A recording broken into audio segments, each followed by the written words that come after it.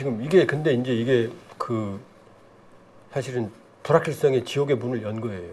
왜냐하면 지금 제조업을 부활을 시킨다고 지금 트럼프 대통령이 얘기를 하는데 지금 트럼프 대통령이 뭐라고 말했어요? 와서 교육을 좀 시켜줘 그랬거든요. 그렇죠. 자, 그 8,000명 고용을 할 수 있게 돼 있는데 이 사람들이 단순 노무가 아니란 말이에요. 거기서 일을 하려면 교육을 받아야 되고 퀄리티가 있어야 되고 그러면 이 노동력을 제공하는 생태계가 있어야 됩니다. 그렇죠. 마이스터 옷부터 시작해서 예를 들면 근데 이런 게 다 파괴됐거든요. 그러니까 저게 완공이 돼도 저게 어떻게 돌아갈지 모르는 거예요. 그렇죠. 그 정상화 단계까지 가려면 또 상당수의 인력들이 가야 될 수도 있고 어쩌면 왜 그런 거 있잖아요. 리딩하는 리더업 사람들은 거기서 뭔가 또 책임자급 해가지고 오랜 시간 또 필요할 수도 있고 또 여기 섞여가지고 일은 이렇게 하는 거다 보여줄 수도 있고 근데 여기서 그렇게 쿼터를 많이 열어줄 것이냐 또 하나는 이렇게 돌아가는 상황 보니까 우리도 좀 그런 거예요. 우리가 필요할 때까지만 열어줄 테니까 그동안만 일하다가 떠나 이거잖아요 도로. 그렇죠. 그럼 이 사람들은 그 다음에 한국에 돌아왔을 때 일자리가 있을까? 뭐 이런 생각. 아니 그러니까 근본적인 문제가 뭐냐면 이런 거거든요. 이제 불편한 진실을 우리가 말을 해야 되는데 마스가 있잖아요. 네. 메이크 아메리카 쉽빌딩 그레이트 어게인 조선. 지금 우리도요. 조선소에 가보면 외국인 노동자들이 상당수 많아요. 네. 단순 용접 노무는 외국인 노동자들이 상당히 많습니다. 왜? 그건 왜 그러느냐? 한국 사람들의 일자리를 뺏어갔다라기보다는 그 일이 어려운 일이기 때문에 거기에 외국인 노동자들이 유입이 되는 거예요. 그렇죠. 우리도요. 36,000불인 대한민국도 이 조선소에 가보면 지금 뭐 마스가 뭐 사실 좀 그 국뽕도 좀 들어가는데 현장에 가보면 우려가 많아요. 우리도 지금 숙련된 분들 40, 50대 한국의 전문성이 있는 분들이 나가고 나면 젊은 세대가 이걸 잊지를 않고 있다는 우려가 아주 커요. 네. 그럼 이제 외국인 노동자들은 어느 정도 일하면 고향으로 돌아가잖아요. 그렇죠. 지금 이 문제가 있거든요, 지금도. 그러니까 우리도 아주 지금 뭐 그 편안한 상태는 아니에요. 그렇죠. 근데 이게 36,000불이란 말이에요. 저긴 86,000불이잖아요. 그러니까 오히려 우리 소위 그 3M이라고 그랬었나요? 그때 완전 좀 힘들고 뭐 이런 3D죠. 그게 좀 뭐 더럽고 뭐 이런저런 힘들고 뭐 이런저런 그 다 기피하는 현상이 있는데 미국도 더 하겠죠. 그렇죠. 그러니까 지금 마스가를 해도 과연 트럼프가 원하는 와서 그랬거든요. 교육부터 시작해서 생태계를 만들어 준다고. 자, 거기서 이제 용접부터 시작해서 교육 훈련 생태계를 만들면 과연 이 미국 사람들 거기다 그렇다고 무한정 고임금을 줄 수는 없잖아요. 그렇죠. 그럼 그게 유입이 되겠냐는 거죠. 그러니까 지금 트럼프 대통령은 제조 공장은 가져오고 등쳐서 투자금 가져오고 그럼 여기 이제 미국인들이 고용된다. 그다음에 불법 이민자를 내쫓는다. 자, 불법 이민자를 내쫓으면 어떤 일이 벌어지나? 그 3D 업종을 채울 사람들이 사라져요. 그렇죠. 그러면 이 일이 어떻게 되느냐? 여기에 미국인들이 들어가게 되면 인건비가 올라갑니다. 그럼 이건 물가로 연동돼요. 그럼 물가가 올라가요. 그리고 이 생태계를 만든다고 하더라도 여기 유입될 수 있는 노동자들을 잊질 않아요, 지금. 그렇죠. 그러니까 트럼프 대통령이 하고 있는 이 제조업발, 그다음에 투자 유치, 그다음에 불법 이민자 색출, 추방 이게 언뜻 보면은 이게 말이 되는 것 같지만 다 충돌하는 거예요, 지금. 네. 그게 극단적인 현상이 이번에 그 현대와 조지아 사태로 지금 나온 거고요. 그리고 이런 극심한 혼란이 사실 조금 다른 얘기인데 지금 찰리 커크라고 하는 트럼프 대통령의 최측근 우파 인사가 이 총격 피살됐거든요. 저는 이게 우연이 아니다. 그러니까 미국이 거대한 안정성을 가지고 있던 나라가 지금 근본적으로 흔들리는 거죠. 왜냐하면 트럼프 대통령이 질서 파괴자거든요. 경제적 질서를 파괴하고 동맹과의 관계를 파괴하고 그 다음에 혐오 정치, 증오 정치의 화신이거든요. 근데 벌써 지금 그러니까 모든 면에서 미국 내에 있던 안전장치, 브레이크 장치들이 하나씩 터져 나가는 거죠. 네. 이번도 정상적이라면 이런 일이 벌어지지 않죠. 그렇죠. 찰리 커크 사건도 이게 증오 정치거든요. 이게 꼭 공화당만이 아니거든요. 민주당 이미 당한 사례가 있거든요. 낸시 펠로 그 전 하원 의장 같은 경우는 집이 털린 적도 있어요. 네. 민주당의 주 의원 같은 경우는 부부가 피살당한 적도 있어요. 총격으로 예를 들면.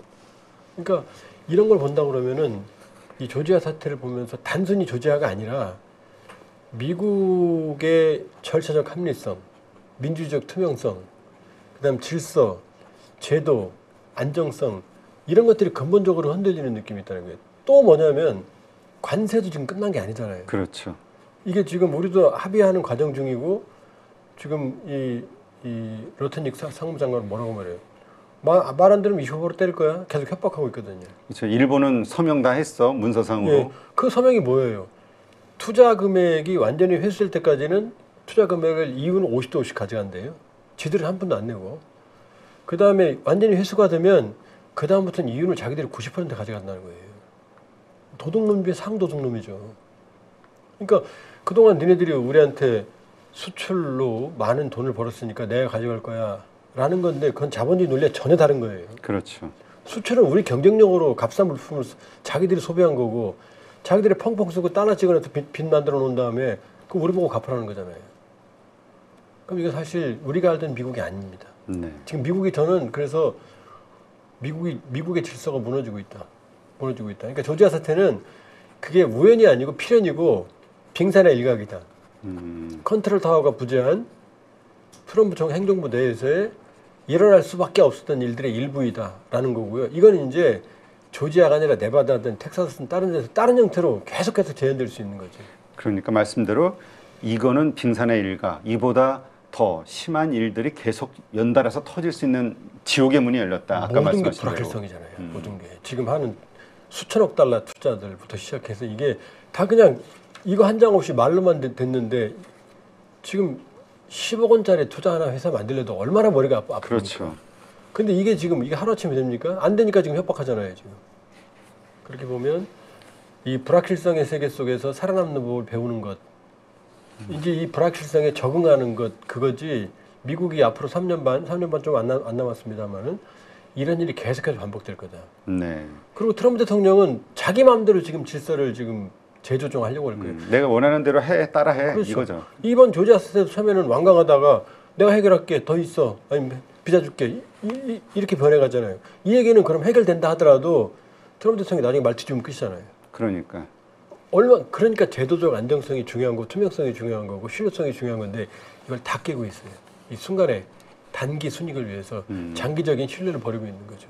그러게요. 이러한 것들이 결과적으로 미국의 미래 어떻게 바꾸게 될지 다들 우려와 뭐 하여튼 걱정 어린 시선으로 보고 있는 것 같아요. 달러가 기축통화가 된 이유는 신뢰성이거든요. 처음에는 금본위제로 했다가 금본위제가 바뀌었음에도 불구하고 달러가 기축통화가 유지되는 건 미국에 대한 절대적인 신뢰가 바로 금본위보다 더 중요했던 거거든요. 네. 근데 지금 트럼프 대통령 말 믿으라 그러면 아마 유치원생도 안 믿을 거예요. 그 중국 전문가분을 한번 인터뷰했는데 어제 그 지인들 중국의 그 경제인들 지인들이 그런 얘기한대요. 트럼프가 고맙다고. 중국의 입장에서는 여러 가지 이런 미국의 이런 환경 변화 때문에 여러 가지 그 경쟁력들이 외국에서의 이런 것들이 더 올라가는 모양이에요. 중국하고 지금 미국하고 다른가요? 하는 짓이? 똑같죠 이제. 똑같죠. 중국은 그래도 눈 가리고 아웅하죠. 근데 트럼프는 아니잖아요. 눈 안 가리고 아웅하잖아요. 어떻게 남의 돈 투자했는데 회수할 때까지는 절반, 회수 끝나고 그러면 90% 자기 그럼 그 돈 자기 돈이란 얘기잖아요. 그렇죠. 그러니까 이 거대한 불확실성이고 중요한 건 이렇게 3년 지금 한 몇 달 남았죠?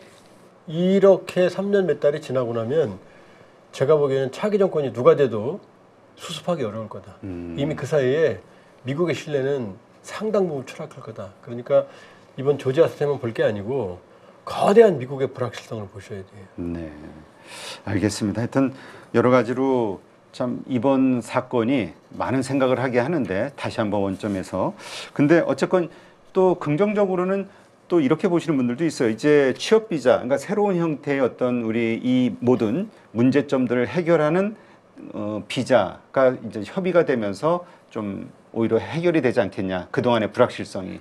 그럴 가능성도 있는데요.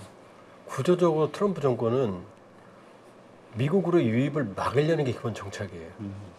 그러니까 취업 비자를 아무리 정교하게 설계한다 하더라도 그걸 비약적으로 늘리기는 어려울 거 아니에요. 네. 기본적으로 취업 비자를 줄이겠다는 게 기본 특성인데 그러면 현대뿐만이 아니라 다양한 형태 앞으로 지금 우리가 투자할 게 얼마나 3,500억 달러입니까? 네, 그렇죠. 3,500억 달러가 꼭 현대와 LG 같은 케이스만 있겠냐고요. 어마어마하게 많은 그 다양한 그 변수들, 베리에이션이 있을 텐데 거기에 다 맞춤형으로 만들어 주겠냐는 거죠. 그건 아닌 거죠, 그러니까. 네. 그러니까 기본적인 제조업벌과 이민 단속이라는 그 두 가지가 충돌하는 이 문제를 트럼프는 해결하기 어려울 거라는 거죠. 네, 알겠습니다.